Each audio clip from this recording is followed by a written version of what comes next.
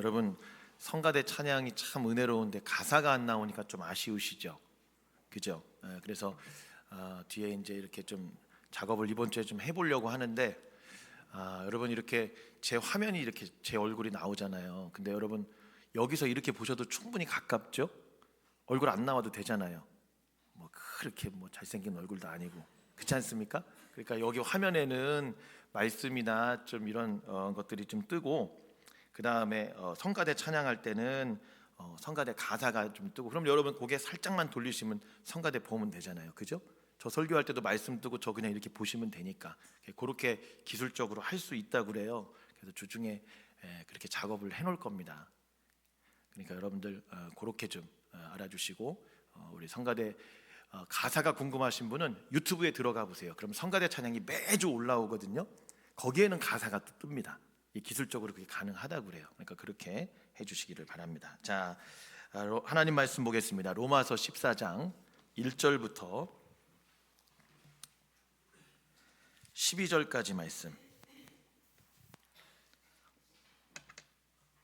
로마서 14장 1절부터 12절까지 말씀을 한 절씩 교대로 봉독합니다. 믿음이 연약한 자를 너희가 받되 그의 의견을 비판하지 말라. 어떤 사람은 모든 것을 먹을 만한 믿음이 있고 믿음이 연약한 자는 채소만 먹느니라. 먹는 자는 먹지 않는 자를 업신여기지 말고 먹지 않는 자는 먹는 자를 비판하지 말라. 이는 하나님이 그를 받으셨음이라. 남의 하인을 비판하는 너는 누구냐? 그가 서 있는 것이나 넘어지는 것이 자기 주인에게 있음에 그가 세움을 받으리니 이는 그를 세우시는 권능이 주께 있음이라. 어떤 사람은 이날을 전날보다 낮게 여기고 어떤 사람은 모든 날을 같게 여기나니 각각 자기 마음으로 확정할지니라. 나를 중히 여기는 자도 주를 위하여 중히 여기고 먹는 자도 주를 위하여 먹으니 이는 하나님께 감사함이요 먹지 않는 자도 주를 위하여 먹지 아니하며 하나님께 감사하느니라. 우리 중에 누구든지 자기를 위하여 사는 자가 없고 자기를 위하여 죽는 자도 없도다. 우리가 살아도 주를 위하여 살고 죽어도 주를 위하여 죽나니 그러므로 사나 죽으나 우리가 주의 것이로다. 이를 위하여 그리스도께서 죽었다가 다시 살아나셨으니 곧 죽은 자와 산 자의 주가 되려 하심이라. 네가 어찌하여 네 형제를 비판하느냐? 어찌하여 네 형제를 업신여기느냐? 우리가 다 하나님의 심판대 앞에 서리라. 기록되었으되 주께서 이르시되 내가 살았노니 모든 무릎이 내게 꿇을 것이요 모든 혀가 하나님께 자백하리라 하였느니라. 이러므로 우리 각 사람이 자기 일을 하나님께 짓고 하리라. 아멘. 여러분 오늘 이 예배를 통해 하나님의 큰 은혜와 권능이 임하기를 바랍니다.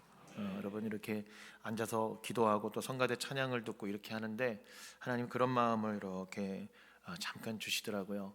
성도들의 지친 마음, 그러니까 세상 가운데 좀 어두웠던 마음, 좀 부정적인 마음 이런 것들이 오늘 이 예배를 통해서 여러분 주의 이름으로 다 물리치고 떠나가고 빛 대신 그리스도의 그 은혜만 임해서 우리 안에 긍정적이고 행복하고 이런 밝은 것들만 가득 차는 인생이 되기를 주의 이름으로 축복합니다.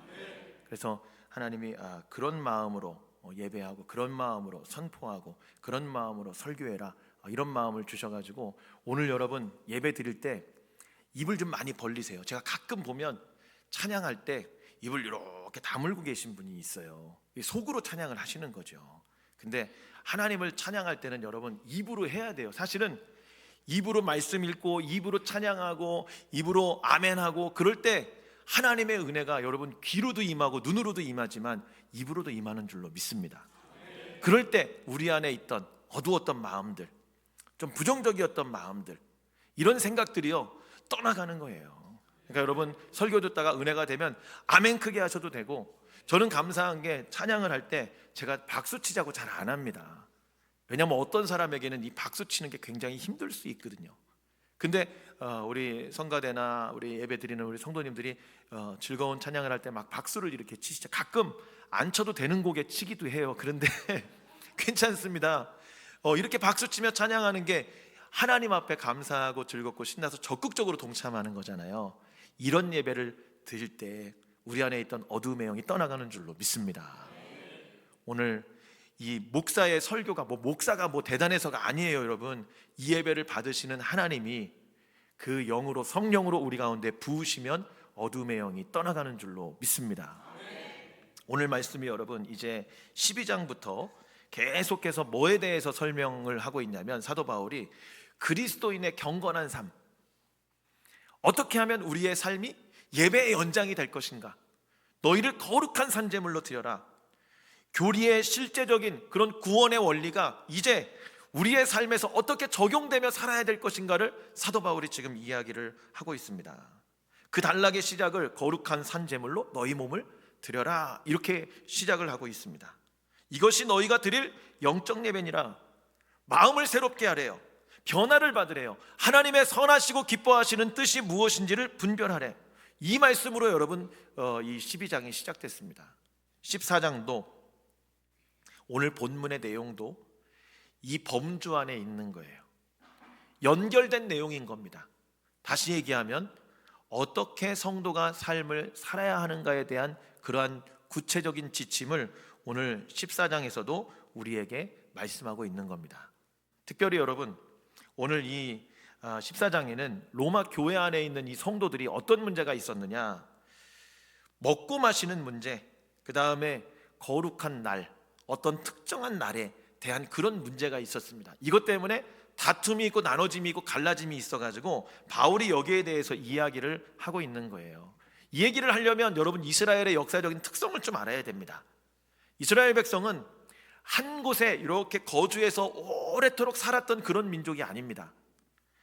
여러분 많이 들어보셨을 텐데 디아스포라, 이런 단어 들어보셨죠? 디아스포라, 이게 뭔 얘기냐면 어떤 특정 민족이 자의적이든 타의적이든 살던 곳을 떠나서 다른 지역에 이동해서 집단을 형성해 사는 것, 요걸 이제 디아스포라다, 이렇게 이야기를 합니다. 근데 이 이스라엘 백성들이 흩뿌리거나 흩트리는 것, 요런 단어인 디아스포라, 요런 유대인들이 굉장히 많았습니다.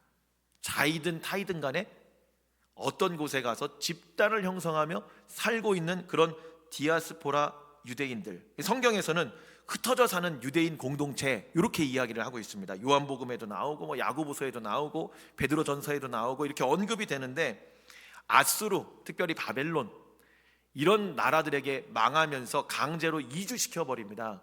그 지역의 민족적인 특성을 아예 그냥 없애버리려고요, 이들을 뚝 떼다가 갔다가 이주시켜 버리는 거예요.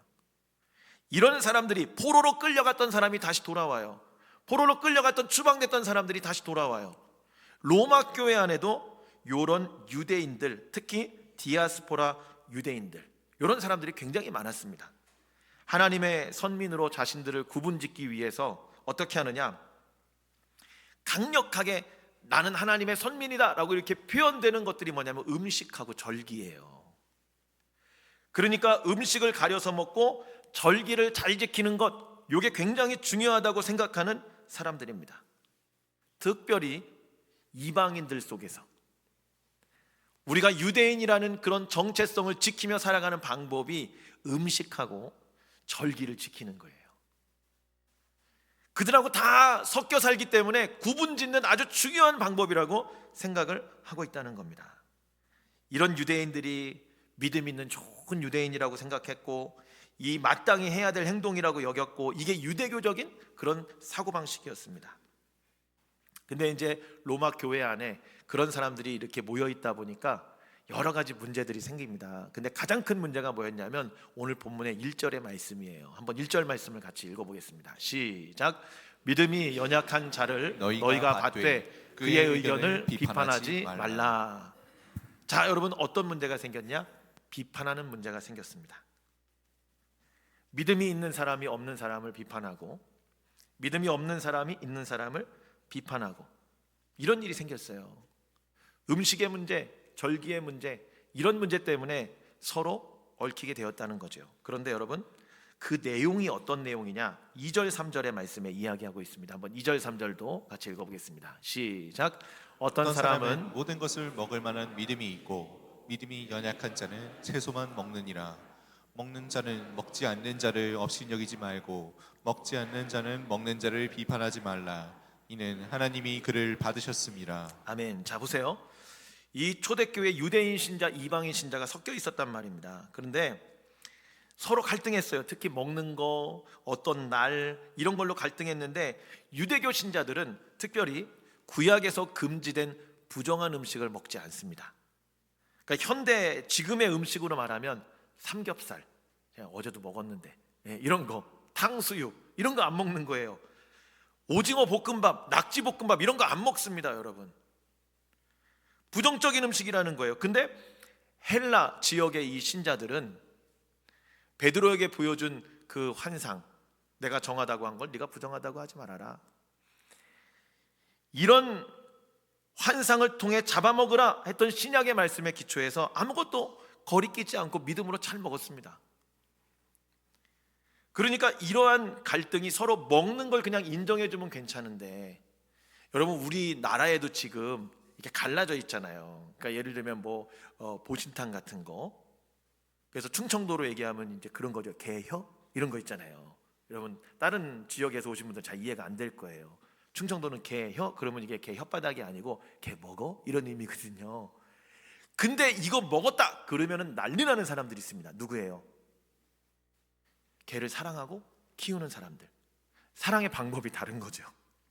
그런데 이런 부딪힘이 교회 안에 지금 있는 거예요. 그러니까 서로 비방하고 싸우는 거예요. 야, 이 야만이나 어떻게 그 사랑스러운 그 동물을 먹을 수가 있어? 어때? 그럼 너는 돼지고기 안 먹냐? 너는 소고기 안 먹냐? 먹는 게 다 똑같은 거지, 생명이. 이거는 먹어도 되고 안 먹어도 되고 이러면서 막 싸우는 거예요, 여러분. 이런 문제가 이 로마 교회 안에는 굉장히 심각하게 있었습니다. 또 이 음식의 문제뿐만 아니라 5절 말씀은 이렇게 얘기합니다. 5절 한번 띄워줘 보실래요? 5절 같이 읽겠습니다. 5절. 자, 시작. 어떤 사람은 이 날을 저 날보다 낮게 여기고 어떤 사람은 모든 날을 같게 여기나니 각각 자기 마음으로 확정할지니라. 네, 여기 보면은 날에 대한 이야기가 있는데 특별히 이제 절기 같은 거, 안식일의 문제, 이제 이런 문제가 있는 거예요. 그러니까 어떤 사람은 모든 날 1년에 365일이 다 하나님이 주신 귀한 날이다. 그러니까 365일을 다 하나님 앞에 특별한 날로 여기고 예배하며 살고 이렇게 살면 되는 것이다. 이렇게 생각하는 사람들이 있었고요. 또 어떤 사람들은, 이 유대교 신자들은 특별한 날이 있습니다. 뭐 유월절이라든가 초막절이라든가 오순절이라든가, 그리고 안식일을 토요일로 지키는 거예요. 토요일로. 그러면서 이 헬라인들은 안식일의 주인이 되신 예수님을 영접하고 난 다음에 유대인들하고 다르게 예수님이 부활하신 날, 곧 주일날 모여서 예배를 드렸잖아요. 그러니까 이런 거에 대한 논란이 있는 거예요. 유월절을 지켜야 된다. 니네들도 초막절을 지켜야 된다. 그런데 여러분, 그 애굽에서 해방한 날, 그날이 유대인들에게만 특별하지 이방인들에게 뭐 그렇게 특별합니까? 그렇지 않습니까? 별 의미가 없는 거예요. 안식일, 예수님이 부활해서 다시 사신 그날이 더 중요하지, 구약의 안식일, 이방인들과 이 유대인들의 그런 생각의 차이가 나기 시작을 했다는 겁니다. 그런데 문제는 서로 비방했습니다.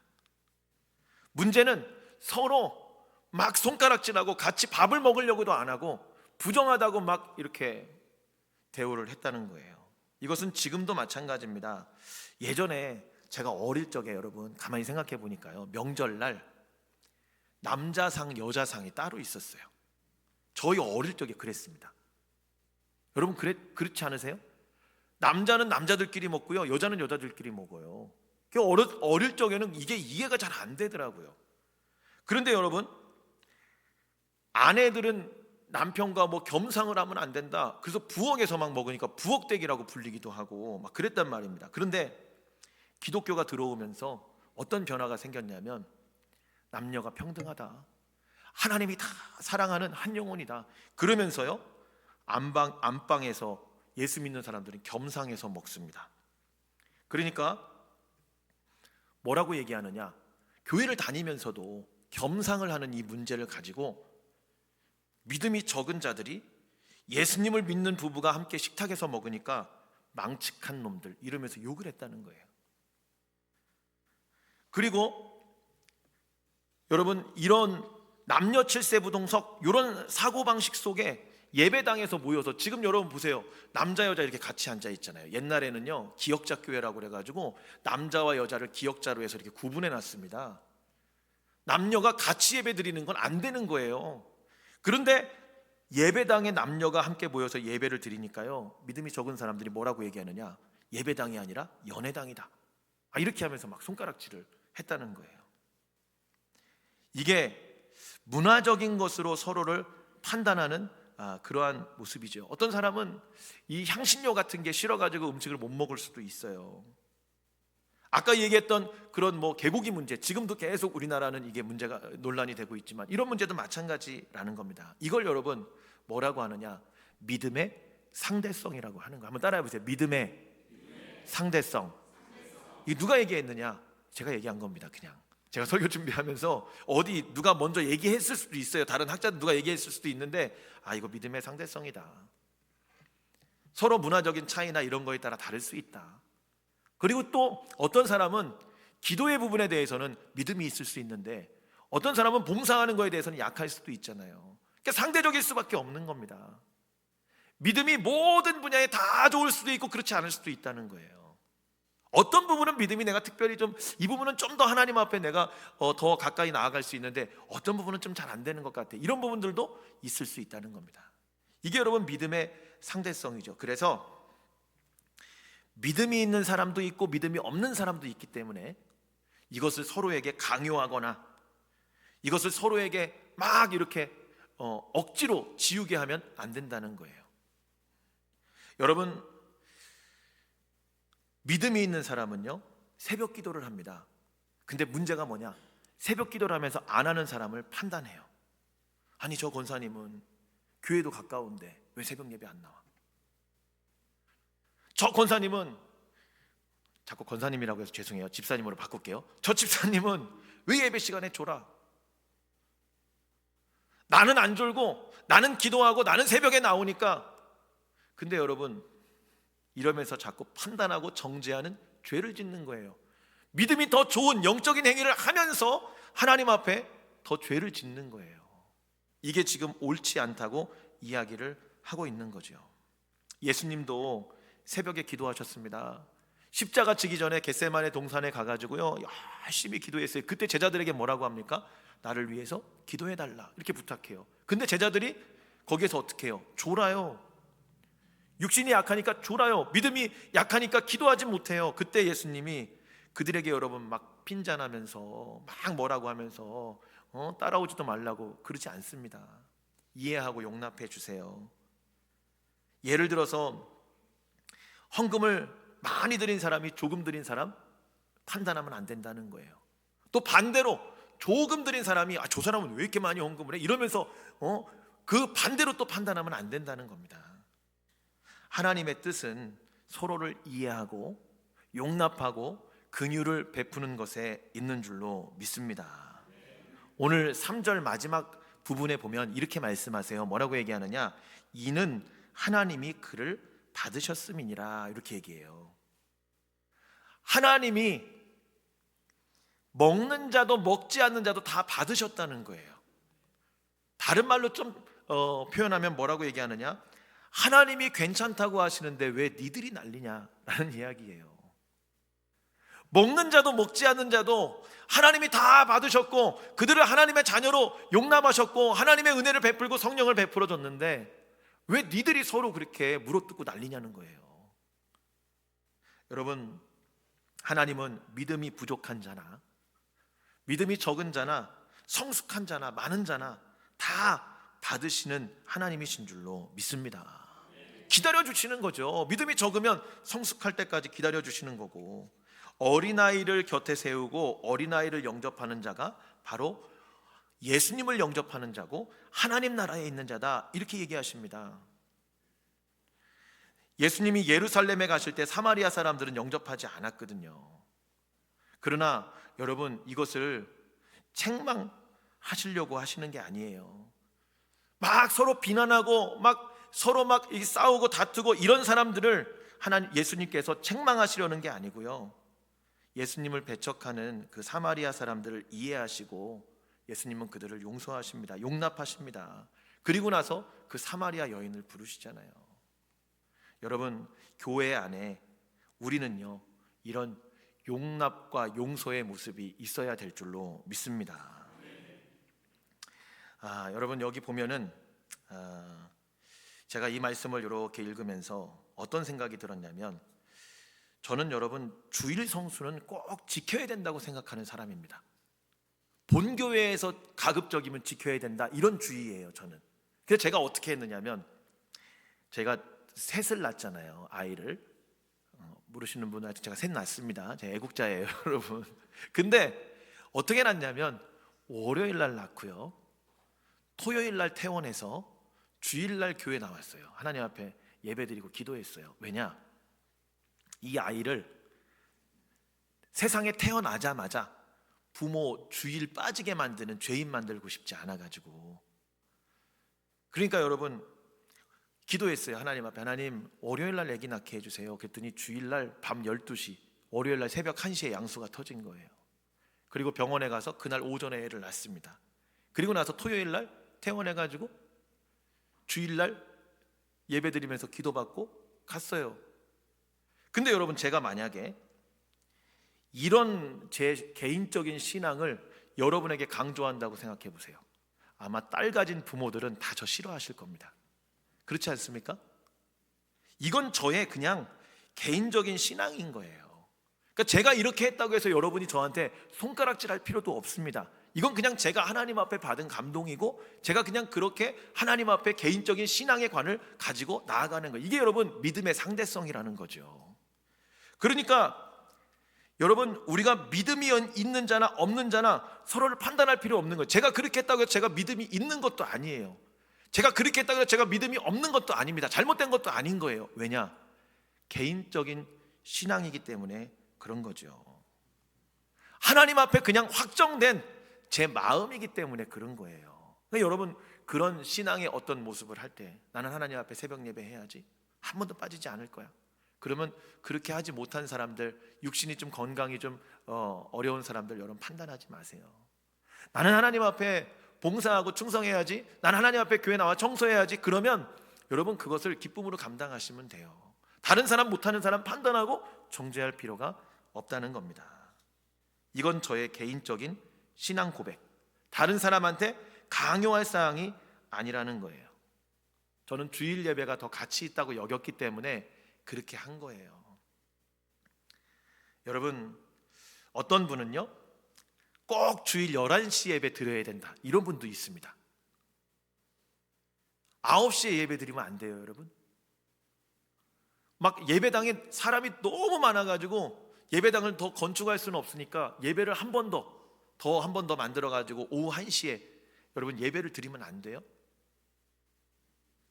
요즘에는 더 나아가서 토요일 예배를 드리는 교회들도 이 서울권 가니까 있더라고요. 저는 개인적으로 아직 거기까지는 제가 좀 못 갈 것 같지만 이해해 보려고 노력을 많이 합니다. 오늘 설교를 준비하면 제가 그런 부분들, 비본질적인 것에 목숨을 걸 필요가 없다는 겁니다. 각자의 마음에 따라서 확정하면 된다, 하나님이 이렇게 말씀하고 계시다는 거죠. 그러나 여러분, 본질적인 거는요 목숨 걸고 싸워야 돼요. 사도 바울도 그리스도의 복음을 변질시키는 율법 신앙 목숨 걸고 싸웠습니다. 예수님만으로 충분하지 않다라고 얘기하는 할례, 율법, 이런 것들에 여러분 목숨 걸고 싸웠단 말이에요. 할례로 구원받는다고 주장하는 사람들과 심하게 다투기도 했고요, 예루살렘 교회까지 다녀왔습니다. 여러분, 디도는 할례를 하지 않게 도운 사람이 바울이에요. 근데 디모데는 또 할례를 받게끔 했습니다.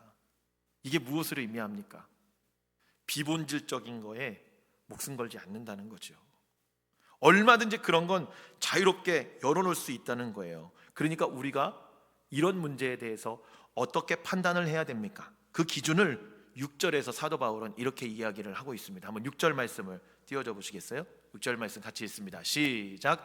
나를 중히 여기는 자도 주를 위하여 중히 여기고 먹는 자도 주를 위하여 먹으니 이는 하나님께 감사함이요 먹지 않는 자도 주를 위하여 먹지 아니하며 하나님께 감사하느니라. 아멘. 여러분 좀 추우세요? 좀 썰렁 아직 괜찮아요? 예. 추우면 뒤에서 알아서 이렇게 좀 난방을 틀어 주십시오. 여러분 본문에 주를 위하여 요 단어가 5번 나와요. 그리고 자기를 위하여라는 말이 2번 반복돼서 나옵니다. 먹는 문제, 날에 대한 문제, 나를 지키는 목적에 대해서 사도 바울이 이야기를 하고 있는데요. 그 목적이 바로 무엇이냐면 주를 위하여라는 거예요. 삶의 목적이, 신앙의 목적이 주를 위하여 여기에 두고 살아가야 된다는 겁니다. 왜냐? 예수님이 십자가에서 우리를 위해 죽으셨고 우리를 피값으로 사셨다는 겁니다. 7절 8절에 보면은 이렇게 이야기를 합니다. 7절 8절도 한번 띄워줘 보실래요? 같이 읽어볼까요? 시작. 우리 중에 누구를 위하여 자기를 위하여 사는 자가 없고 자기를 위하여 죽는 자도 없도다.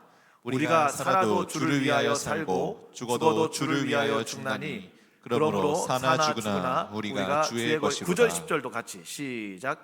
이를 위하여 그리스도께서 죽었다가 다시 살아나셨으니 곧 죽은 자와 산 자의 주가 되려 하심이라.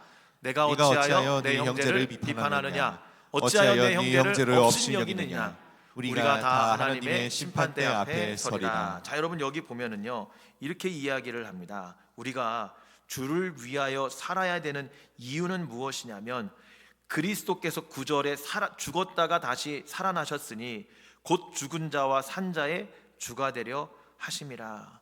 예수 그리스도의 십자가의 은혜를 통해 우리가 살았고 그 은혜를 받았고 그렇기 때문에 우리는 주를 위하여 살고 주를 위하여 죽는 자가 되어야 된다는 겁니다. 세상 사람들도 보면 여러분 오늘 본문처럼 용납하고 이해하는 사람이 있어요. 너그러운 사람이 있습니다. 그렇지 않습니까? 예수 안 믿는다고 해서 여러분 다 인격이 나쁘고 그런 거 아니잖아요. 오히려 교회 안에 있는 그 우리들에게 더 부족한 면이 많을 수도 있잖아요. 근데 그들과 우리의 차이는 뭐냐면 세상은요 나를 위해서 바꿔요. 자기 만족인 거예요. 남을 배려하고 용납하고 성숙한 신앙이 되는 게 내가 그렇게 살아야 올바른 그런 성숙한 사람이라고 생각하기 때문에 내가 그런 사람 돼야지, 나는 이런 사람 됐어, 나는 괜찮은 사람이야, 이러려고 나를 그렇게 만들어 갑니다. 동기가 다른 거예요. 주를 위하여 사는 사람은 그렇지 않다는 겁니다. 예수님의 은혜로 나아가는 겁니다. 예수님이 나를 위해 죽으셨기 때문에 우리가 용납하는 거예요. 예수님이 나를 위해 십자가 지셨기 때문에 내가 이해하고 용납하는 거예요. 여러분 이게 다른 겁니다. 그들과 우리의 차이점이에요. 그래서 바울은 분명하게 이야기하고 있습니다. 우리의 판단의 기준은 하나님께 있어야 된다. 그리고 두 번째는요 판단하지 말라고 분명하게 말씀하고 있습니다. 왜냐? 판단하시는 분은 오직 하나님 한 분밖에 없다는 거예요. 여러분 우리는 죄인입니다. 죄인은요 재판장 앞에 그냥 서는 거예요. 그리고 재판장이 판단해 주는 거예요. 근데 재판장 되신 하나님께서 예수 그리스도의 피로 말미암아 너희는 죄 없어, 너희는 의인이야 라고 인정해 주셨기 때문에 우리는 의인이 된 거예요. 우리가 판단하는 거 아니에요. 여러분 내가 의인이다, 내가 저 사람을 죄인이다 의인이다 판단하는 거 아니에요. 죄인은 그냥 재판장 앞에 서는 겁니다. 그리고 그 은혜로 그냥 의인으로 서게 되는 거예요. 그러니 여러분 판단하고 정죄하는 그런 사람이 아니라 오늘 말씀처럼 이해하고 용납하고 그리스도의 사랑으로 포용할 수 있는 저와 여러분이 되기를 바랍니다. 오늘 그 말씀을 하고 있는 거예요. 사도 바울이 로마서 12장에 이야기한 그 삶으로 드리는 예배, 너희들은 어떻게 살아야 되는가, 그리스도인들은 어떻게 살아야 되는가를 쭉 이야기하는 연장선상에 오늘 본문의 말씀은 다양한 지체인 우리 몸된 교회의 다양한 성도들을 인정하고 여러분 용납하고 받아들이고 넉넉하고 넓은 마음으로 그들을 사랑하고 기도해 줄 수 있는 그런 성도의 삶을 살으라고 말씀하고 계신 줄로 믿습니다. 오늘 혹시 우리 교회 안에 우리가 뭐 엄청 많진 않잖아요. 그런데 나랑 성향이 비슷한 사람도 별로 없지 않습니까? 아우 저 사람은 왜 이러나 몰라, 저 인간은 왜 이러나 몰라. 신앙생활을 저렇게 오래 했는데 왜 저런 말을 하나 몰라. 저런 행동을 하나 몰라. 여러분, 이렇게 판단할 때가 있다는 거죠. 근데 이걸 하나님이 기뻐하지 않으십니다. 여러분, 판단하지 마세요. 정죄하지 마세요. 우리도 그렇게 엄청나게 뛰어나고 훌륭한 사람 아니잖아요. 예수 그리스도의 보혈의 은혜로 용서받은, 다 죄사함 받은 그런 성도들 아닙니까? 그러면 이해해주고 용납해주고, 처한 상황이 좀 다르니까 기다려주고 기도해주고 위로해주고 서로 밀어주고 끌어줄 수 있는 좋은 교회, 이게 하나님이 원하시는 그런 교회의 모습인 줄로 믿습니다. 저와 여러분이, 우리 교회가 이런 교회 되기를 주의 이름으로 축복합니다. 기도하겠습니다. 오늘 하나님이 우리에게 주신 말씀을 생각하며 우리가 함께 기도하기를 원합니다. 하나님, 음식의 문제, 날의 문제, 내가 정말 중요하다고 생각했던 것, 이런 것들 때문에 이 로마 교회가 갈라졌습니다. 나눠졌습니다. 서로 미워했습니다. 심지어 원수가 되었습니다. 혹시 하나님, 우리도 우리의 신앙의 삶에 우리 성도들과 함께 지내며 이런 마음으로 밀어낸 사람들이 있지는 않습니까? 판단하고 정죄하고 저 사람은 왜 저럴까? 그렇게 하나님 손가락질했던 그런 모습이 내 안에 있지는 않습니까? 오늘 그 모습을 회개하며 하나님 앞에 나아갑니다. 그리스도의 사랑으로 이해하고 용납할 수 있는 넉넉함을 우리 마음 가운데 허락하여 주옵소서. 우리 말씀을 생각하며 같이 합심해서 통성으로 기도하겠습니다. 아버지 하나님, 감사합니다. 오늘도 하나님, 우리를 몸된 교회의 거룩한 지체로 세우셨습니다. 우리는 한 몸입니다. 서로 연합하는 것이 마땅합니다. 하나님, 우리를 향하여 주님께서 너희의 몸을 거룩하게 하나님께 드리는 산제물로 그렇게 살아가라고 말씀하십니다. 하나님, 우리 교회 안에서 우리의 삶이, 세상에서 우리의 삶이 하나님 판단하고 정죄하는 삶이 아니라 용납하고 이해하고 그리스도의 사랑으로 덮는 그러한 삶이 되게 하여 주옵소서. 하나님, 나는 연약하고 부족한데 자꾸만 내 기준에 다른 사람들을 판단하고 정죄하며 하나님, 내가 재판장의 위치에 서려는 그런 이기적인 마음, 교만한 마음이 있습니다. 오늘 하나님, 그 마음을 주님 앞에 회개합니다. 용서하여 주옵소서. 내가 판단했던 사람들, 내가 욕하며 비방했던 사람들, 내가 손가락질했던 사람들, 오늘 하나님 앞에 회개하며 나아가오니 주님 사랑으로 덮어주시고 주님 용남과 용서의 마음으로 덮어주셔서 겸손하게 주 앞에 서는 저희들 되게 하여 주시옵소서. 제가 기도하겠습니다. 하나님, 주님이 우리에게 이 세상에서 이렇게 살라고 말씀하신 그 내용 중에 오늘 말씀은 판단하지 말라, 비판하지 말라, 정죄하지 말라고 우리 가운데 말씀하고 계십니다. 하나님, 우리가 얼마나 고집스러운지, 내 생각과 조금 다르고 내 그러한 가치관과 조금 다르면 얼마나 비방하고 판단하고 심지어 미워했는지, 주님, 우리의 이 연약함을 주님 앞에 회개합니다. 용서하여 주옵소서. 우리는 재판장이 아니고 판단하는 사람이 아니고 죄인이고 하나님의 긍휼을 구하는 사람입니다. 주님, 이것을 잊지 않고 우리 교회가 서로를 용납하며 사랑하며 사는 그런 좋은 믿음의 공동체가 되게 하여 주시옵소서. 예수님의 이름으로 기도드립니다. 아멘. 우리 주신 말씀을 생각하며 찬송가 352장 함께 찬양하도록 하겠습니다.